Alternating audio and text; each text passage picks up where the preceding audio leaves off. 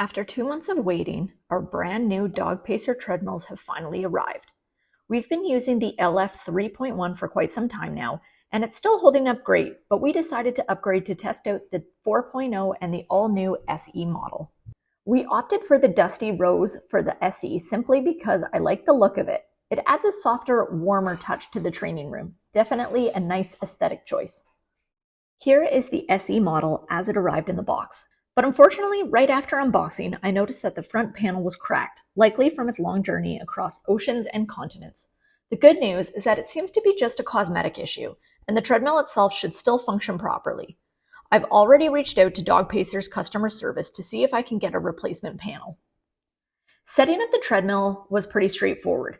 The SE comes with all the necessary tools, including this unique Allen key with a Phillips head, but I found it to be a bit flimsy. It was stripping the screws, so I switched to my own Phillips screwdriver, which worked much better. One convenient thing is that all the bolts and screws were already in their designated places, so setup was mostly a matter of loosening them off and attaching the appropriate parts.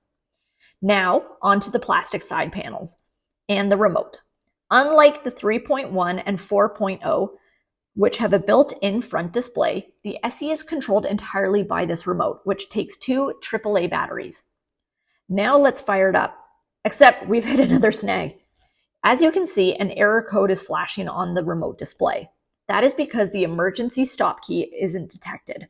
Normally, this is an easy fix. You just insert the key and you're good to go. But in this case, it looks like the magnet inside the treadmill is missing, meaning my stop key doesn't work at all. Without this key, the entire treadmill won't work.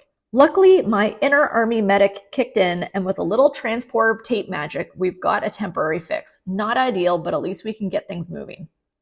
Now that we've successfully MacGyvered the situation, let's see if the treadmill actually runs. Using the remote, I can gradually increase the speed, and it looks like Vesper is already eager to hop on and test it out.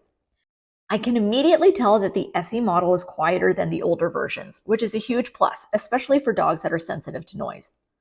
Overall, this setup hasn't been the smoothest experience. Between the cracked panel and the faulty emergency key, it's been a bit of a headache.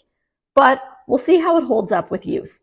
I'll be posting a full comparison video soon, where I'll break down the differences between all three different models and share the process for training dogs to use these treadmills. Stay tuned and thanks for watching.